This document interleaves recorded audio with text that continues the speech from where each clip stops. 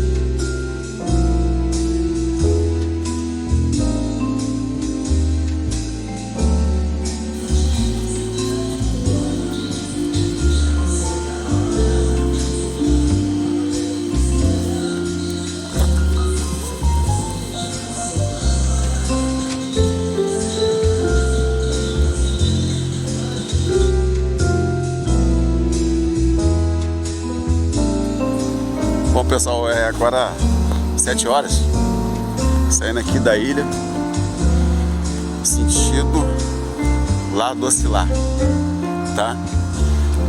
Vamos ir na graça de Deus. É isso aí, pessoal, saindo aqui da fazenda Santo Expedito, sentido Itaperuna, 7 horas, né, como eu havia dito antes. Pega, o que acontece? A vida é cheia de surpresas, agradáveis, desagradáveis, cheio de desafios também. E às vezes o pior deles, o maior, né, no caso, é a pessoa não ter certeza de seu medo. Medo existe, todo mundo tem. Porém, temos que vencer nossos desafios, que todo mundo tem também. Não estou incentivando ninguém a fazer o que eu faço. Caminhada longa e às vezes noturna. Mas fica um aprendizado sempre. Deus protegendo. Cada vez que eu findo uma aventura dessa, é um motivo de gratidão.